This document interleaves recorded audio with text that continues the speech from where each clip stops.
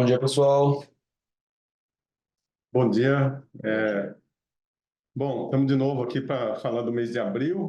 É, eu acho que a gente está vivendo aqui esse período longo já, né, de expectativa com corte de juros lá fora. Eu acho que as coisas vinham se desenhando de uma maneira, mudaram, né, de algum tempinho para cá. A gente tinha, né, lá atrás, tinha aquela ideia de corte em março, foi para julho, para junho, agora alguma chance de julho, aí um pouco mais para frente. Enfim, acho que isso aí tudo está pesando muito no mercado, né, nos mercados, mas principalmente no mercado doméstico aqui. O Elson depois vai detalhar, falar melhor sobre expectativa nossa, enfim. Mas, naturalmente, isso aí ficou postergado. Eu acho que esse foi uma mudança relevante que a gente teve agora em abril, né? De meados, um pouco antes de meados de abril, quando o mercado vinha bem, e depois o mercado passou a comprar essa tese de corte mais para frente, né? O juro alto por mais tempo e que isso aí atrapalha os nossos cases domésticos.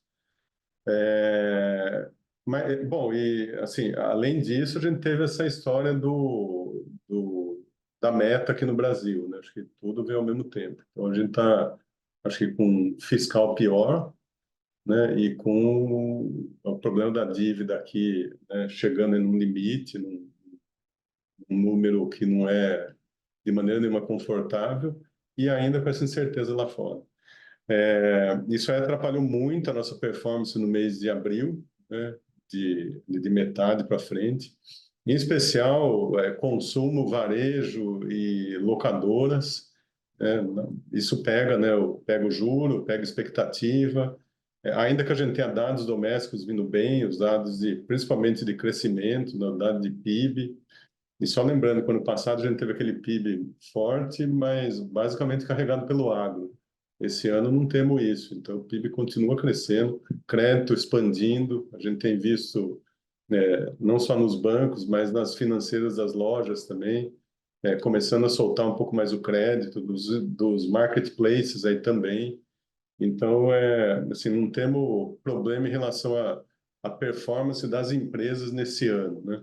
Inclusive, a safra de resultados agora tem vindo boa, né, que a gente vem acompanhando. Tem uma semana que é muito ocupada por várias divulgações ao mesmo tempo aí, mas em geral os resultados têm vindo bons. E quando a gente olha múltiplo de negociação, realmente aqui a gente está assim níveis mais baixos do que a gente estava lá atrás na época da Dilma, né? Que de certa maneira o Lula dilmou, né, em muitas coisas. Acho que todo mundo concorda com isso, mas a gente está nesse nível abaixo de Dilma já. Mesmo se a gente tirar aí Petro e Vale, né, do índice, que são empresas que negociam múltiplos baixos, a gente ainda assim tem um problema aí com precificação do mercado. Eu acho que uma parte devida, né, mas uma grande parte não é devida. Acho que isso aí a gente vai começar, dado, né, se a gente estiver correto aí em cortes de juros lá fora, enfim, nas expectativas que nós temos, eu acho que a gente vai, em algum momento, o preço vai encontrar com esse valor que a gente enxerga nas empresas. Falando um pouco de resultado, né, do mês passado, a grande atribuição aí ruim que a gente teve, só pegar aqui, foi nas coisas domésticas, né, como eu já falei, incorporadoras de imóveis, consumo, varejo e locadoras. Isso aí foi responsável por 4,4 pontos percentuais negativos no mês passado, tá? E já estão recuperaram uma parte já razoável no mês de maio, mas enfim, fica uma outra conversa, né? Mas a performance do mês passado foi fortemente impactada por essas quatro rubricas aqui. A gente teve como destaque positivo, principalmente commodities, né? Que foi, acho que o único que andou bem. A gente tem uma carteira ainda relevante, que a gente já vem diminuindo desde o final do mês passado. A gente acha que isso aí já andou e acho que tem dois efeitos importantes. O primeiro, estímulos na China, que acho que já foram por preço. Está difícil andar mais do que isso. Então, minério de ferro, por exemplo, é um negócio que a gente tinha comprado, né? Tinha comprado Vale. mas é uma posição que a gente está saindo, já andou e a gente acho que já está meio no preço.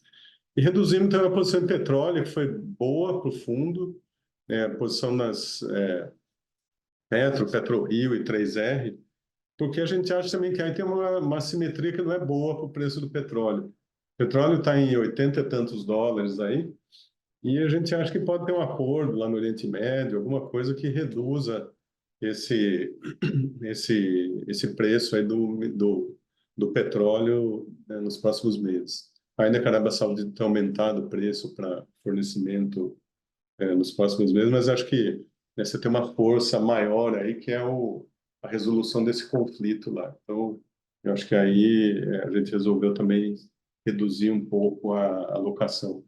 E uma alocação importante que nós temos é lá fora, tanto via ETF quanto alguns single names. ETF single names lá fora, a gente tem hoje mais ou menos 12% do PL, e depois temos mais uns 8, um pouquinho menos de 20, né, no total, um pouquinho menos de 8 aí, que são em nomes brasileiros, né, empresas, vamos dizer, da América Latina, mas negociadas lá fora. E aí, Mercado Livre, Nubank e Despegar também é uma posição que a gente fez aí nos últimas semanas, né, que vem vindo muito bem também. Enfim, eu acho que é isso que nós estamos enxergando, né, rapidamente, antes de passar aqui para o Elson. A gente acha que os níveis de preço realmente estão muito deprimidos aqui dentro, mas dependemos de juros lá fora, dependemos né, de dados virem melhor. Eu acho que se a gente tiver uma leitura de dados pior aí pela frente, a gente tem que mudar radicalmente a nossa visão para os próximos meses.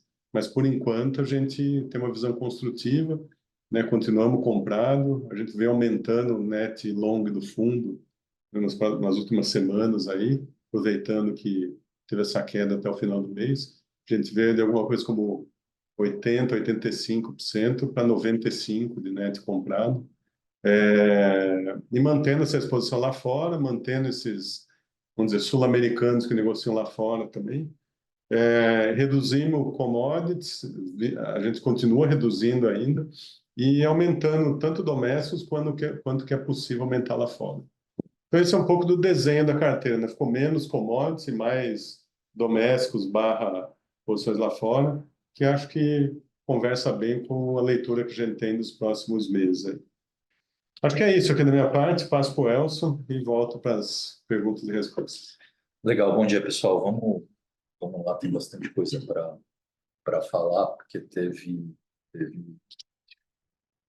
teve uma mudança importante, né? Marcelo detalhou um pouco a carteira, e ela deriva um pouco da mudança de cenário. Eu diria o seguinte, assim, está tudo um bocado volátil ainda, é difícil cravar qual cenário vai ser, mas vou tentar falar um pouco sobre isso. Sim, eu acho que o catalisador dessa história toda foi os dados de inflação para Estados Unidos de março, né? A inflação americana já vinha mais alta em janeiro, fevereiro, mas lá tinha componentes muito sazonais, né? Você tem uma história de sazonalmente mais fortes no começo do ano, a sazonalização não retira isso bem. A gente sabe que a inflação no primeiro trimestre é maior que a média das inflações do restante do ano, nos últimos 15, 20 anos, tem sido assim. Mas em março, em particular, a gente já esperaria uma inflação um pouco mais baixa. A gente, o mercado, assim, todo mundo pensava num Core PCI rodando a 0,2, 0,25, ele veio acima de 0,30, na 0,32. Isso depois de 2 meses já mais altos, né? Você fechou um trimestre de inflação bem acima do que se esperava para uma economia que está fazendo essa convergência, tá? Quando você faz isso, primeira coisa, eu acho que desmontou a tese, Marcelo disse bem, desmontou, no curto prazo pelo menos, a tese de que você faria um corte de juros, eu diria um pouco antes e no país normal. Você vai fazer um ciclo de política monetária mais normal, uma a cada reunião, uma a cada 2 reuniões, e o mercado começou o ano pensando em março, depois foi para julho. A gente achava que era maio, depois a gente também foi para julho. Sigo achando que julho é uma boa aposta, mas o mercado hoje está entre setembro e novembro. Então, teve uma mudança de expectativa em relação a cortes importantes. E aí, eu acho que num Fed que é muito data dependent, o que acontece com os mercados ficam muito dependentes do que acontece com os dados de curto prazo, tá? E como os dados vieram um pouco diferentes, eu acho que a gente acabou com. Acho que a gente vai ter que discutir aqui três cenários, que é onde o mercado está olhando e onde, mês de abril, acho que o mercado namorou com os três cenários, na verdade. O primeiro, que é o cenário que o mercado vinha fazendo desde outubro do ano passado, que foi a razão para o mercado ter raliado, ter os domésticos aqui terem raliado, é o cenário de soft landing. Esse era o cenário que, assim, você estava desacelerando a atividade, você está desacelerando a inflação vai gradativamente convergindo para a meta. E é aquilo que eu disse, o Fed faz um ciclo mais normal de redução de juros. Esse é um cenário que é bom para quase todos os ativos de risco, né? Você vai saindo, no fundo, você está tirando o dinheiro do money market americano, e esse dinheiro vai espalhando para outros ativos, ou nos ativos mais amassados que você tem no mundo, são os cases domésticos de Brasil. Então, claramente uma história muito positiva para cases domésticos brasileiros, né?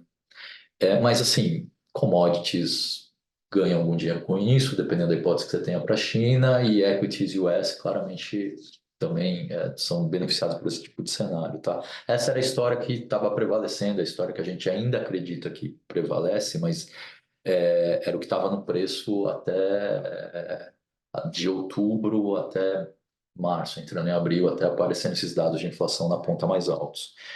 O outro cenário é o high for long, que é mais ou menos onde o mercado está agora, né? Se você olhar a curva hoje, o mercado tem, corte de setembro para novembro, você tem um corte e meio, dois até o final do ano, mas mais importante que isso, quando você olha lá para a terminal, essa terminal agora está mais para o terceiro, quarto TRI de 2026 e tem um total de 5 cortes. Então é pouco corte, muito espalhado, falando mais ou menos em um corte por semestre, um pouquinho mais que isso. Isso é muito pouco corte e é muito espalhado no tempo. Esse negócio só para em pé se acontecer essa combinação que a gente tem visto nos últimos meses, que é o que prevaleceu no começo do ano, que é a inflação caindo gradativamente, meio no primeiro momento até um pouco estável, em torno desses 2,8 nos 12 meses, no Corp PCI, com dados de atividade muito fortes. Tá? Quem ganha nesse tipo de cenário, quando a gente olha para os ativos, eu acho que é uma história boa para quem para equities US ainda, porque ainda que você não tenha tanta corda de juros, é uma história, é um soft landing com mais, eu diria, com menos juros, mas mais crescimento. Então, se você lembrar que assim, equities US tem um componente micro muito forte, está muito relacionado a AI e toda a cadeia de valor que vem com ela, o fato de você não ter caudas, assim, ter um choque muito grande de juros, nem recessão, é um troço que destampa valor desses cases. Então, claramente, para mim, é um case, é um cenário em que equities US é um bom lugar para estar. Commodities, a depender de China, mas assim, é um momento que você tem mais crescimento para US, também acho que ajudou. É o que tem ajudado no primeiro trimestre. A gente acha que esse trade está meio maduro por causa de China e pelo comportamento de commodities, mas também acaba ajudando commodities em certo sentido. Mas é um case mais difícil para domésticos. Então, quando você está com esse high for long, lembrando que aqui no Brasil a gente está mais adiantado no ciclo, a economia já está voltando, um pouco diferente de lá para os Estados Unidos e o resto do mundo. Se você olhar o dado de consumo, que claramente no primeiro trimestre foi muito forte, a gente vai fazer uma economia que vai crescer mais de 2,5, 2,5 com 3, e aí basicamente por causa de consumo esse ano.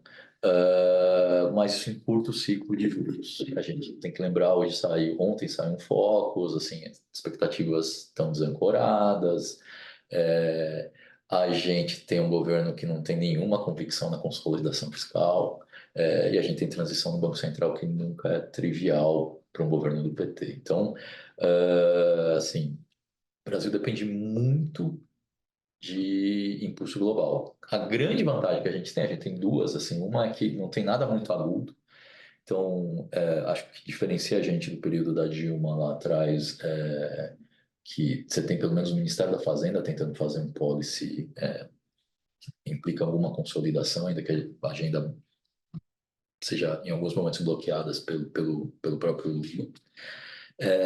Você tem reserva, você tem um déficit contracorrente que está normalizando, pelo contrário, você vai ter o crescimento do setor de petróleo ao longo do tempo. Então, do ponto de vista de contas externas, a gente está muito melhor. Não tem explosão no câmbio, como a gente teve na Dilma, então não tem dominância fiscal, como aconteceu lá. Tem nada muito agudo para acontecer, mas é um problema. Esse é um problema que a gente carrega. Esse é um nosso estrutural que não é tão bom. Esse estrutural só fica em segundo plano se você está num ambiente global mais positivo. Então a gente é muito dependente desse ciclo de política monetária dos Estados Unidos. Se esse ciclo prevalece, a gente é dos mais baratos do mundo. Então, sim, essa segunda grande característica do Brasil, a gente é muito barato, é muito descontado mesmo para esse momento mais difícil, ou mesmo para taxas de juros um pouco mais altas. Mas a gente precisa ter esse ciclo amadurecendo lá fora. Tá? Então, aqui, esse high for long é bom para equity US, é bom para commodities, mas não é tanto para Brasil e cases domésticos. E tem um terceiro cenário que eu acho que é menos provável, mas assim, quando o high for long você tem mais atividade, mais inflação, vai aumentando de probabilidade, você vai olhar para a subida de juros. O mercado fez esse trade um pouco, principalmente no fim da semana passada, no começo da semana passada, pré-payroll. O mercado estava preocupado que o Powell fosse falar muito de juros. Isso não aconteceu, mas isso é alguma coisa que sempre o mercado vai olhar se você tiver no high for long. Eu acho um pouco provável, mas esse é um cenário que não dá para ter nada. Esse é um cenário que o Marcelo disse. Assim, se o mercado for para isso, se os dados começarem a apontar nessa direção, a gente vai ter caixa. É a coisa que mais protege a gente. Então, tenho soft landing, tenho juros altos por mais tempo, vou ter que subir de novo. São os três cenários que a gente tem que estar monitorando com implicações diferentes para ativos. Tá? O que eu acho que vai acontecer? O que a gente acha que é mais provável? Quando eu olho para a atividade, ela está forte, ela está menos porrada do que estava no terceiro tri do ano passado, lembrando que lá o US no terceiro tri do ano passado estava rodando acima de 5%. Hoje ele está mais para perto de 3%. A gente viu no primeiro tri, nos dados mostram isso, que tem uma desaceleração no consumo, que eu acho que é muito bem. A gente viu uma aceleração dentro do consumo, uma desaceleração maior no consumo de bens para a US, que ajuda na história de inflação. Serviços ainda estão aquecidos, mas os PMIs de serviços estão vindo um pouco mais para baixo. Então, parece que tem alguma desaceleração. Desaceleração assim, de 5 para 3, talvez convergindo para alguma coisa perto de 2,5. Então, ainda é alto. Mas tem uma desaceleração. O mercado de trabalho, e aí o payroll da semana passada foi super importante, meio que ratifica essa desaceleração. A gente viu contratações ainda acima de 200 mil, mas assim, vindo para baixo, abaixo da média de 300, que era o que os últimos números estavam apontando. A gente viu salários subindo menos, 0,2 ao mês, são meio bem compatível com pré-pandemia. A gente viu o desemprego ticando para cima. Então, o mercado de trabalho está desenhando uma desaceleração, segue desenhando uma desaceleração, que é a história que a gente tem visto desde o segundo trimestre do ano passado. Não estamos reacelerando, isso é o mais importante. E se você está desacelerando e não reacelerando, significa que o policy está, ainda que você possa discutir o tamanho do efeito, mas está fazendo efeito. Então, a taxa de juros ela está tirando demanda da economia. Significa que a necessidade de você fazer aumento de juros é menor. Tá? Então, por que isso é importante? Porque a gente, por enquanto, pelo menos, a probabilidade do cenário subir juros está muito menor. A gente tem que ter cuidado com isso, ter um CPI na semana que vem. Então, essa é uma coisa que, de novo, o cenário está muito volátil com os dados de curto prazo, mas o que os dados de atividade estão dizendo é que não tem reaceleração nem de atividade, portanto, não tem reaceleração de inflação. Então, subir juros, que é o cenário que implica em ter caixa, parece menos provável hoje. De novo, com os caveats aí, vamos ver o que vem nos próximos, nos próximos dados. Eventualmente, a gente vai, evidente, olhar para proteção e tudo mais, nos dados mais relevantes, está sempre necessário. Quando eu olho para a inflação, aí acho que a inflação é o que vai definir se a gente está num cenário de soft landing, quer dizer, você vai baixar juros gradativamente, ou você vai manter juros mais altos por mais tempo. Quer dizer, a inflação que vai definir um pouco desses dois cenários. Eu acho, é verdade, que a inflação veio mais alta, mas assim, quebra um pouco esse core em bens, serviços e housing. Core goods veio muito para baixo no segundo semestre do ano passado, ele estava fazendo uma volta.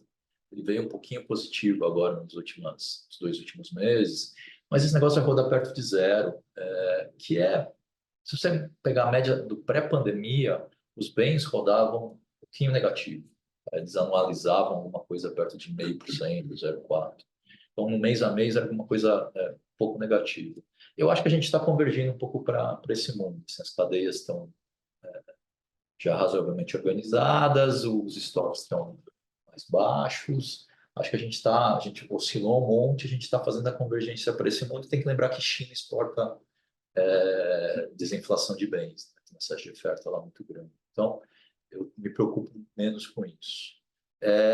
Housing, eu acho que ao longo do segundo semestre vai seguir vindo para baixo, essa queda está vindo um pouco mais lenta, mas ela ainda está crescendo a 5,5% no lado 12 meses. E se você pegar os aluguéis novos, os recém-fechados, mesmo nos dados, mesmo pegando a mesma base de dados do BLS, quer dizer, a mesma base de dados CPI do PCI, esse negócio está rodando a 1,5% na base de 12 meses. Então, de 5,5% para 1,5%. Ele não vai convergir exatamente, porque nem todos os aluguéis são renovados. Você tem vários aluguéis você tem vários aluguéis renovados, você não vai colocar só aluguel novo aí. Mas eu acho que esse negócio vem provavelmente para baixo da pandemia, alguma coisa perto disso. Significa que a gente tem uma queda importante ao longo do segundo semestre. Tá? E os serviços ex-housing, esse negócio veio mais forte, está rodando a 0,4%, é muita coisa. Mas aqui, nesse grupo em particular, acho que concentra muito desses problemas sazonais e de aumentos pontuais que a gente vê em alguns momentos, mas você não vê ele recorrentemente em todos os meses do ano. Tá? Quando eu olho para a inflação de serviços ex-housing no primeiro trimestre e comparo com a média do segundo semestre do ano passado, que foi bem mais baixa, ficou na média de 0,22, 23, contra 0,40, né, no final, em março. O grosso desse crescimento veio de dois subgrupos. Um é Financial Services, e aí é um troço que é muito ocasional. Boa parte disso é taxa de performance, esse tipo de coisas, então reflete o bull market que a gente viu até o final do ano passado. E é pontual, né? Não se reproduz todo mês. E a outra parte, 40% do aumento vem daí desse desvio, os outros 40% vêm concentrados num grupo que eles chamam de outros serviços, que entra um monte de coisa, desde provedor de internet até advogado, contador e por aí vai. Aqui eu acho que tem muito aumento concentrado. Provedor de internet é um negócio que é concentrado, serviços de advogado, contador, tudo isso não reajusta todo mês, né? Esse negócio costuma reajustar a cada 6, 12 meses, tem uma concentração no começo do ano, em geral. Então, aqui tem problema de sazonalidade e tem ajuste concentrado. Eu acho que essa coisa vai voltando para a normalidade ao longo desse trimestre, até o final do semestre e ao longo do ano. Se isso vale, esse core PC que a gente está vendo aí, rodando a 0,30 plus, vai vir para 0,20, 0,25 até o final do semestre, e aí provavelmente abaixo do 0,20 no segundo semestre. Essa é a história que faz os caras cortarem juros esse ano ainda. Tá? Então, por isso que eu acho que a história, se ele tiver 3 PCs, core PCs, rodando a 0,20, 0,25, com o mercado de trabalho desacelerando, a reunião de julho está bem na mesa. Então, essa é a história que acho que joga a economia para o soft landing. Tá? Olhando para preço, eu acho que, de novo, então, se você olhar para a curva, tem um corte e meio para esse ano, tem 5 cortes no total, é tudo espalhado até o final de 26. O mercado está no high for long. Vai cortar tanto juros assim, vai demorar. Se a gente tiver certo, eu acho que tem uma história aqui vir para voltar, o mercado vai voltar a buscar uma história de soft landing. Acho que esse é o cenário mais provável. Qual que é o problema disso? Que estamos muito dependentes dos dados de curto prazo. Então, vai depender muito do que a gente tiver nos próximos 2 CPIs. Eu acho que a gente tem que olhar para os 2 cenários. A gente tem que olhar para construir carteira pensando nos 2 cenários. Então, tem que construir carteira pensando no high for long e no soft landing. No soft landing é o mais provável, e aí os domésticos ganham muito mais. No high for long, os domésticos perdem, mas eu tenho esses cases mais globais, aí, mais externos, mais pensando em equities US, vão bem melhor. Tá? E, na verdade, esses cases mais globais, eles vão melhor nos 2 cenários, eles vão bem nos 2 cenários. Então, acho que você tem que fazer uma composição. No fundo, hoje a carteira é meio bem distribuída, a gente tinha até a semana passada alguma coisa como metade commodities, mais esses cases que estão relacionados ou a equities US ou cases de tecnologia para a Latam. E metade commodities, quer dizer, grosso modo era um quarto e metade domésticos. Agora a gente está aumentando um pouquinho mais de domésticos, aumentando um pouquinho mais de esses cases mais relacionados ao mercado de ações americano. Tá? Mas eu acho que é isso que a gente tem que buscar. Então, para resumir, falei um monte aqui, mas primeiro, eu acho que o hard landing é difícil, a gente pode até pensar em hard landing, subida de juros é difícil, a gente até pode pensar em caixa. Esse é um cenário que chama caixa, mas parece menos provável hoje, a gente pode pensar eventualmente em hedges para isso, o cenário ruim, a cauda que é ruim. Mas hoje ele é ainda uma cauda. Então, acho que faz sentido estar comprado, não é um cenário que você tem que ter caixa. O mercado balança, porque você está fazendo essas mudanças, pulando de um desfecho para o outro, mas acho que faz sentido estar comprado. Acho que a diversificação aqui é importante, porque você tem classes de ativo que ganham muito mais um cenário que o outro.